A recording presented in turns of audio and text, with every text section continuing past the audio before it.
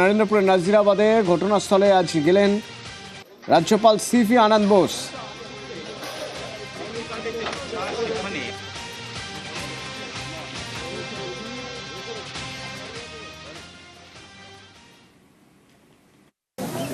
It's a very shocking, sorrowful and distressing sight. Precious human lives have been lost in the fire. All the stakeholders are involved in this, particularly the law enforcement authorities should own up the responsibility. I do not want to blame anybody, but the fact remains that there has been failure from the part of the law enforcement authorities. Otherwise, this kind of repeated incidents would not have taken place.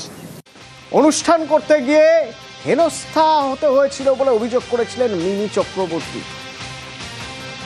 এই হেনস্থার অভিযোগের তদন্ত করতে গিয়ে police কি অতি সক্রিয়? কারণ উদ্যোক্তা তনয় শাস্ত্রীকে গ্রেপ্তার করে নিয়ে আসা হলো। এবার তিনি অসুস্থ, তাকে গ্রেপ্তার করার সময় সেখানে যখন পুলিশ পৌঁছয় তখন সেখানে এলাকার মানুষ তারা রুখে দাঁড়ান।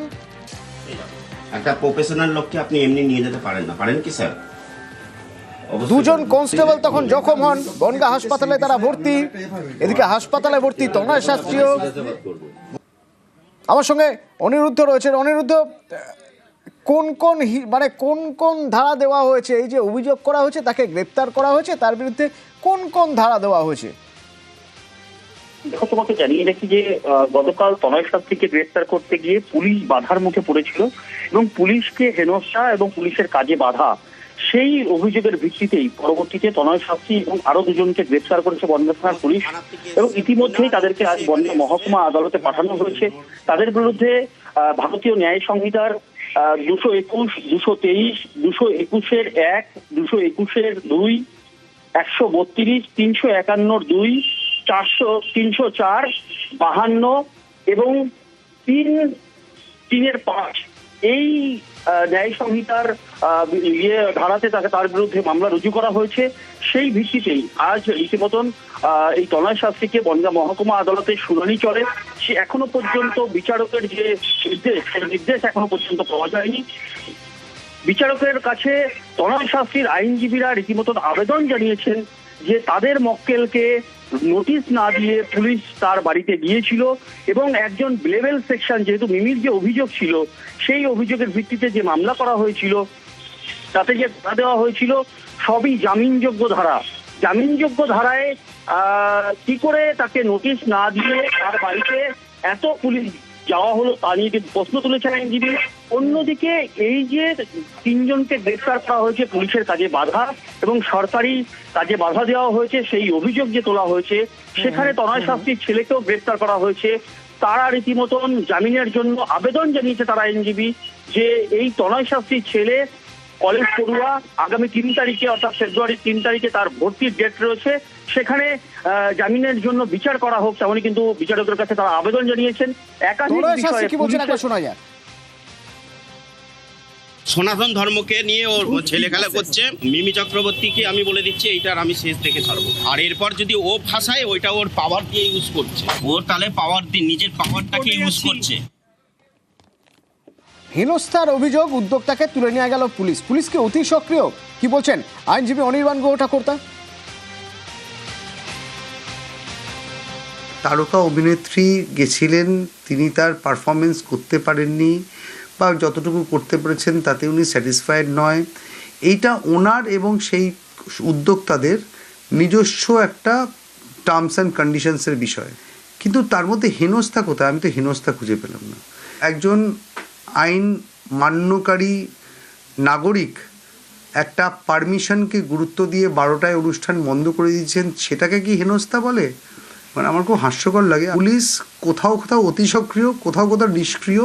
7 বছরের সাজার নিচে কোনো অফেন্সের এফআইআর হলে তাতে নোটিশ দেওয়াটা বাধ্যতামূলক। সেই নোটিশে উনি যদি সাড়া দেন এবং ইনভেস্টিগেশনে পার্টিসিপেট করেন তাহলে তাকে গ্রেপ্তার করা কোনোভাবেই যায় না। যদি গ্রেপ্তার করতে হয় তারপরেও তাহলে সেই নির্দিষ্ট কারণ আদালতে দেখাতে হয়। স্পেশাল ইন্টেন্সিভ রিভিশনের চাপে একের পর এক বিএলওর মৃত্যুর অভিযোগ। এবার বিক্ষোভ বিএলওদের একাংশ বিক্ষোভ সিইও অফিসের সামনে।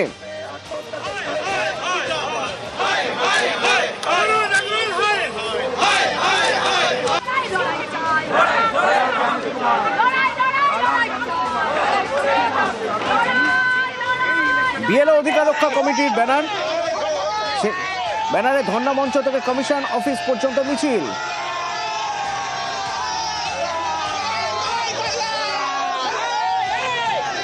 এবং তারপরে বিক্ষোভ, ব্যারিকেড টপকে এগোতে যান।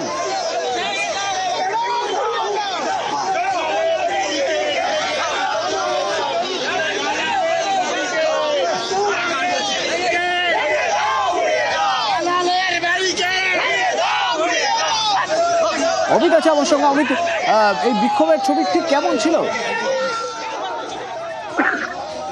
দেখো, বিএলওদের তরফে আমরা দেখছি যে এসআইআর কমিশন হওয়ার পর থেকে তারা বিভিন্ন দাবি দেওয়া নিয়ে, অর্থাৎ ওদের কি দাবি ছিল সেক্ষেত্রে আমরা দেখেছি এসআইআর কমিশন শুরু হওয়ার পর বেশ কয়েকজন বিএলও তারা কাজের চাপে এমনটাই অভিযোগ যে তারা আত্মহত্যা করেছেন। কেউ কেউ অসুস্থ হয়ে পড়েছেন, আবার কেউ কেউ অসুস্থ হয়ে দু একজন মারা গিয়েছে। এবং তারপর থেকে বিএলও অধিকার রক্ষা কমিটির তরফ থেকে ধর্ণামঞ্চ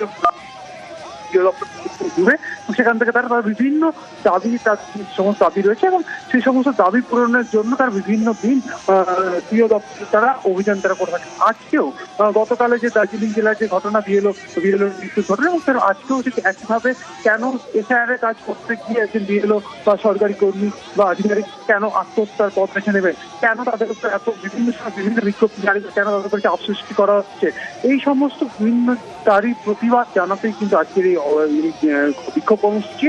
এবং এই মুহূর্তে বিএলওদের তরফে 6 জনের প্রতিনিধি দল তারা সিইও দপ্তরে সিইও দপ্তরে যাচ্ছেন এবং সেখানে গিয়ে তাদের যে সমস্ত দাবি দেওয়া রয়েছে বা অভিযোগ যেগুলো রয়েছে, বা তারা যে গত প্রায় 2 মাস জন্য তারা যে বাইরে মঞ্চ তারা যে অবস্থান করছেন, তারা বারবার তারা সাক্ষাৎ তারা দাবি জানাচ্ছেন, তারা নির্বাচন কমিশনের কাছে তাদের যে সমস্ত বক্তব্য রয়েছে তারা পেশ করতে চাইছেন বা অভিযোগগুলো তারা জানাতে চাইছেন।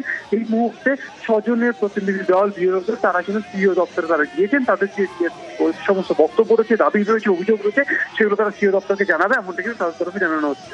ধন্যবাদ।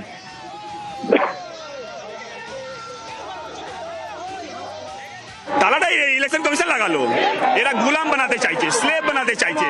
প্রতিদিন একটা নতুন করে একটা ফরমান জারি করে দিচ্ছে, এইটা করতে হবে, এই নাম দিতে হবে, এই নামটা ভুল হয়েছে। আম জনতা যারা ওরাও হেসমেন্ট হচ্ছে, এইটা লেকিন মানা যাবে না। ডেলি পর ডেলি আমাদের লোক মারা যাচ্ছে, সিটিজেন মারা যাচ্ছে, বিএলও মারা যাচ্ছে, কালকেও একজন মারা গেছে। এর এগেইনস্টে আমরা আজকে প্রতিবাদে নেমেছি। আর নরেন্দ্রপুরে গোডাউনে পুড়ে মৃত্যুর অভিযোগ, সেই প্রতিবাদে শুভেন্দু অধিকারীর মিছিল। হাইকোর্টের নির্দেশ মেনেই, হাইকোর্টের শর্ত মেনেই এই মিছিল, যে মিছিল ঢালাই ব্রিজ থেকে নরেন্দ্রপুর থানা পর্যন্ত যায়।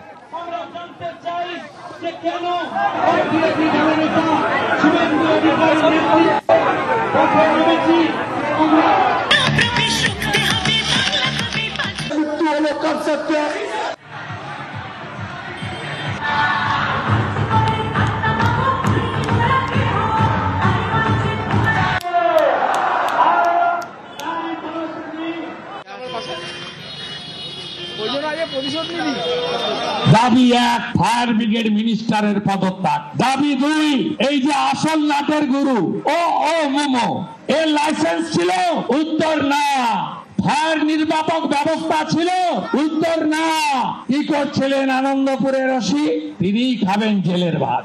মোমোর মালিককে গ্রেফতার করতে হবে, কর্মচারীকে গ্রেফতার করছেন আইওয়াস দেওয়ার মতো। আমরা দাবি করি প্রত্যেক নিখোঁজ এবং মৃত পরিবার 10 লাখ 50 লাখ টাকা ক্ষতিপূরণ দিতে হবে। আর পার্মানেন্ট চাকরি চতুর্গৃহ কলকাতা। আমাদের দাবি এই ওয়েটল্যান্ডের জলাভূমি বোঝানোর পারমিশন দিল কে? বিল্ডিং বানালো কে? পলিউশন কন্ট্রোল বোর্ডের এনওসি দিল কে? কত মাল খেয়েছে? দলিল আমার হাতে। এই নজরুল আর ফিরদৌসির যে কাণ্ড, সব ক্লাব থেকে 25,000 করে টাকা। আজকে বলে গেলাম, এই পাপ যারা করেছে তাদের অবস্থাও শাহজাহানের মতো হবে। সরকার তাদের প্রতি সমবেদনা জানিয়েছে, সহানুভূতিশীল, তাদের পরিবারের পাশে রয়েছে। তার জন্য যদি সুজিত বসুকে পদত্যাগ করতে হয় তাহলে তো শুভেন্দু অধিকারীর উচিত সবার আগে এই দুদিন আগে মহারাষ্ট্রের উপমুখ্যমন্ত্রী অজিত পাওয়ার মারা গেল, তার জন্য অসামরিক বিমান চলাচল মন্ত্রী পদত্যাগ দাবি করেছে। এই যে আহাম্মুখের মতো এবং অর্বাচীনের মতো দাবি, এই দাবি প্রমাণ করে শুভেন্দু অধিকারী আসলে রাজনৈতিকভাবে অপরিণামদর্শী, সস্তার ফুটেজ খাওয়ার লোভে রাজনীতি করছে। শোকস্তব্ধ পরিবারের পাশে দাঁড়িয়ে মিছিল করছে, সেই মিছিলে ডিজে বাজিয়ে নাচছে বিজেপির জল্লাদের উল্লাস মঞ্চ বাংলা হবে না।